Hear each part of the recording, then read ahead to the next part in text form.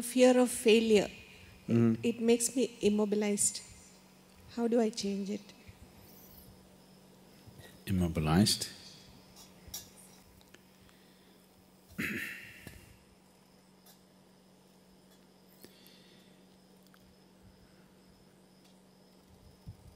For one who is seeing this life as a stepping stone for a larger possibility, for him there is no failure.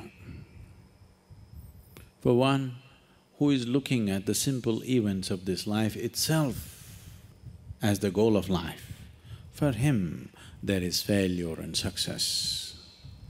If you're just seeing this life as a stepping stone for a larger possibility, if you have a good deal, you use that for your well-being. If you have a bad deal, you use that for your well-being. The economy was on the boom, when every fool could be successful. No, it didn't take much. When the economy is on the boom, everybody gets carried, isn't it? Now there has been a meltdown. Now it takes something else to be successful.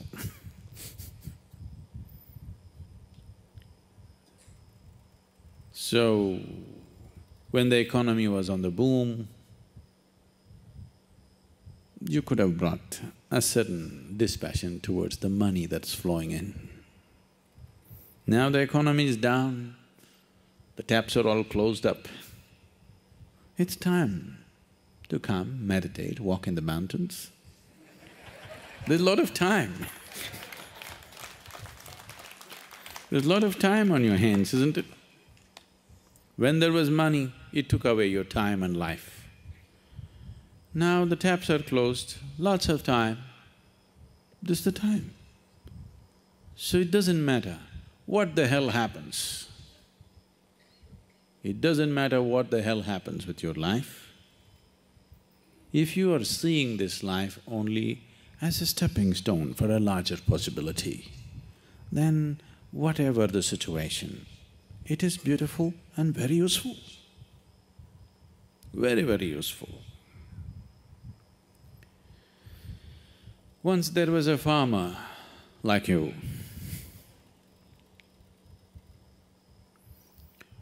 who was tired of various natural factors ruling the quality of his crop. So one day he called Shiva. It was a wild card entry.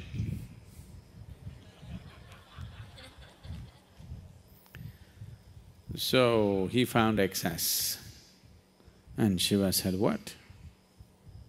He said, I'm tired of all the natural nonsense happening. Obviously, you're not a farmer. I know from history that you were a hunter. You were not a farmer. You don't know what it means to farm.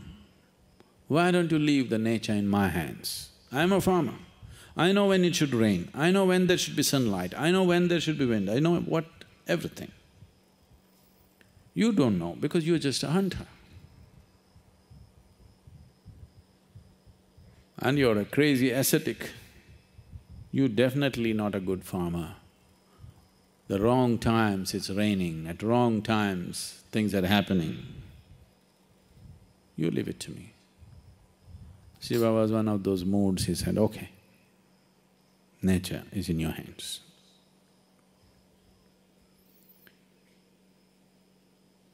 Then the farmer planned his crop, planted a maize crop, rain,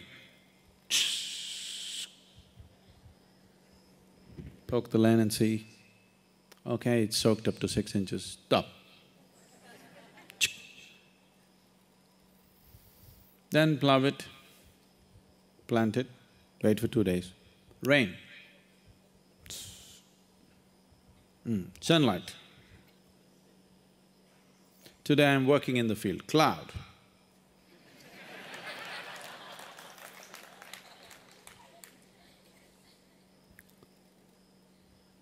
So everything just happened the way he wanted. A beautiful maize crop came. He was overjoyed, see. It's good. Nature should be in farmers' hands. And then when the time to harvest came, he wanted to see, because none of the birds were coming, he was surprised. Because that also he said, no birds, no birds. Then he went and opened and saw nice big everything, but you opened and saw no grain inside. Then he thought, what the hell is this?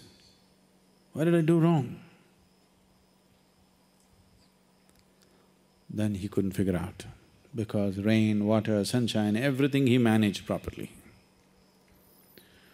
Then again he went back to Shiva. But he was in this condition. He waited for many years for him to open his eyes. By the time these many years, the fields and the family, everything went to… But he wanted to know the answer. What went wrong? He's farmer first. Then when Shiva opened his eyes, he asked, I did everything right, but there is no grain. Did you sabotage my crop? Shiva said, I've been watching. You were in charge, so I didn't want to interfere. The rain was great, the sunshine was great, everything was fine, but you stopped all the winds. I used to always send fierce winds which would threaten your crop. But because the plants felt pushed and threatened, they put their roots deeper into the earth. So grain happened. Now you have great maize crop. No maize? So, various situations in your life, either you can use it to make yourself stronger and better, or you can sit and cry. This is the choice you have. Everything. It doesn't matter what happens. The most horrific event happened in your life, that also can be used for your growth and your well-being, if you have clearly seen the small events of your life. When I say small events, I mean your business, your marriage, your children, all those big things. All these things are just a stepping stone. This is not new to you, because in this culture, they put this into you for centuries, for millenniums. They told you, your life is about mukti. Your marriage, your business, your social life, these are all just means to get there. Either you go with it or you go without it. But whether you are a sannyasi or you're in the samsara, your only goal is mukti. Yes? The goal was not just for the sannyasi, for everybody it is mukti. If you can walk alone, you walk alone. You want party going with you, you walk with the party. That's your choice. You want to get there quick, you walk alone. You want to go there having picnic on the way slowly, you go with people. Choice is yours. But the important thing is, whatever the hell you're doing, there's only one goal. So if you have set this up, then all the events of life, everything is beneficial. The boom is beneficial, the meltdown is even more beneficial actually. It is also ecologically very good, the meltdown. No?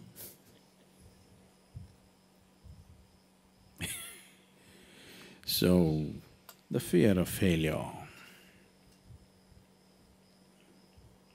Failure is bad enough. Fear is adding spice to it, isn't it?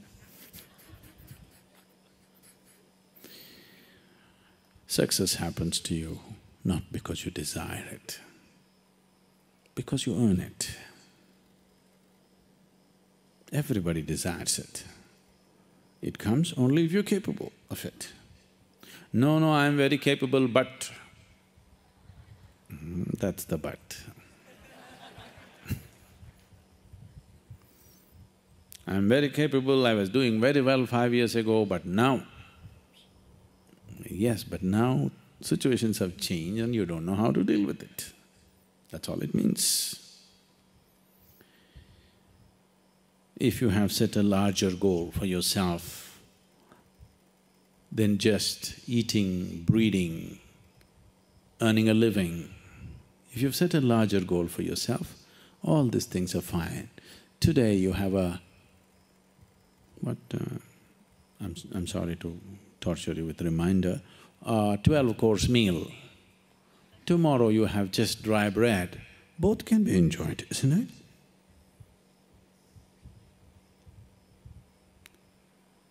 Both can be just fine. Actually, it's good for health not to have a 12-course meal. It's good for the tongue, it's good for the society to have a 12-course meal, not good for your body. Lot of people, by choice, they're having a simple meal. By choice, they're having a simple meal. If nature assists you, what is the problem? Suppose you can't afford anything else, you can always buy our Sanjeevani Ganji, you know. What are you laughing? It's very nutritious. And you can also buy a bottle of pickle. You can live on it for the rest of your life. Very nutritious, very good for your health. You live longer. You can even throw a Sanjeevani party. Why not? I'm sure you can make that much money, isn't it? No, but I can't pay my rent, I can't pay my electricity bill. You can come and work here.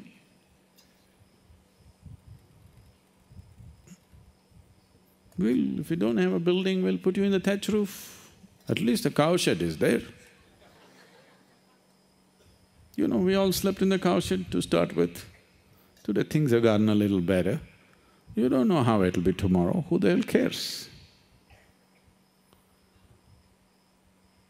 When we slept in the cow shed, we were like this only. Today also we are like this only.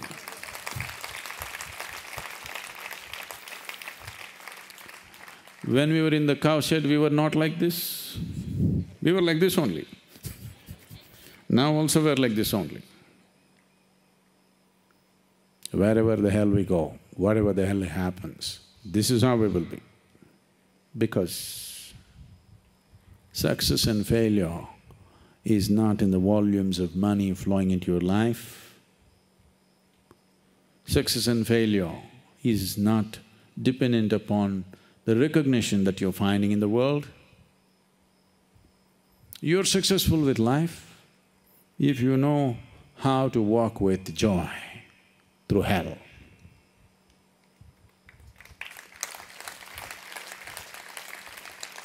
Meltdown is not hell, don't… I know there is a certain amount of global warming involved, but it's not as hot as hell, not yet. It's not bad at all, it's very good. I'm sure you can do with less food, smaller house, smaller car, or walking is great, you know. Walking is very good for health, do you know?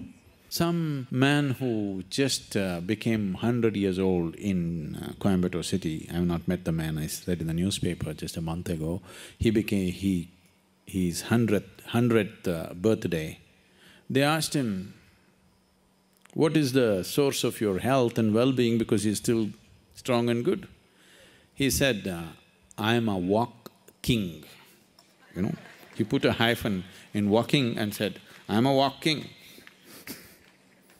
Because every day I walk, 100, I'm still walking. So your failure could be extremely good for your well-being. Don't be against your own well-being, you know. Satyamao Ganji and walking, sure recipe for health. There is no such thing as failure. Failure is an idea, because success is also a stupid idea. It's your idea, what is success and what is failure, isn't it? Instead of trying to change the world, change your idea. Isn't it easier? If you just change your idea of success and failure, everything is great, isn't it? If you were a beggar on the street, today, if you could walk into the restaurant, eat a masala dosa and pay 10 rupees bill, this would be the height, the peak of your success. Isn't it so? So, you've gotten trapped in social situations and it is not even your idea. Why am I crediting you with this? It is somebody's idea of what is success, isn't it? Don't become a slave to somebody's idea. At least have your own idea. You have no idea of your own. Don't deceive yourself. Every idea, every thought, every emotion, every value that you have is picked up from somewhere and it rules you from within. It rules you from within. Your religion, your society, your culture has trained you to believe that this is it. So the first and foremost success is that you are not a slave to anybody's idea. This is success.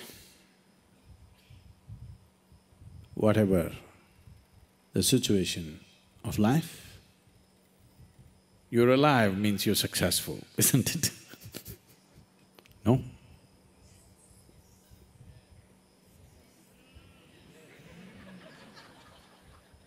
Let me see it if you're successful. This is success, you're alive. You don't know the value of life you're crying about the share market. You do not know the value of life. Because the damn graph is going up and down, you want to die?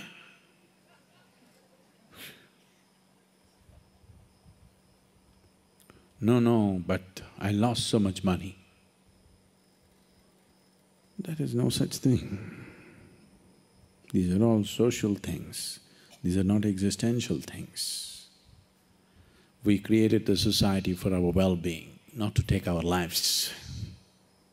Yes?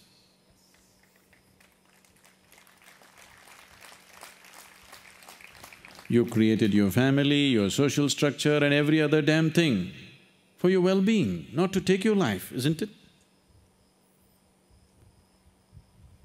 Now every damn thing can take your life.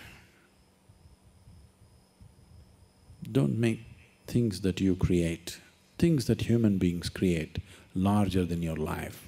That is the basis of your suffering. You are not interested in the Creator's creation, so magnificent. You are enamored by petty things, so you have to suffer. If you don't suffer, how? What is the value of enlightenment? You have to suffer. If ignorance doesn't bring suffering to you, why would you seek enlightenment? What would be the value? Somebody said ignorance is bliss. They've always been selling ignorance, of course. See, I told you the power of marketing in the morning. People have been telling you ignorance is bliss. Ignorance is bliss You know, when the Wright brothers flew, they were airborne only for 24 seconds, and that was a great feat.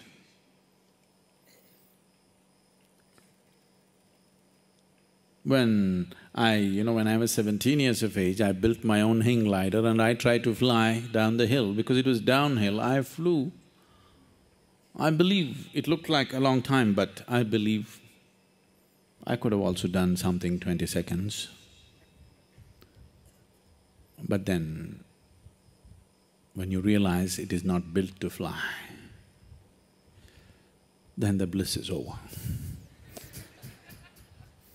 I came down with 2 cracked ankles. But these people who jumped off buildings, they were blissful in their ignorance, till you hit the ground, of course.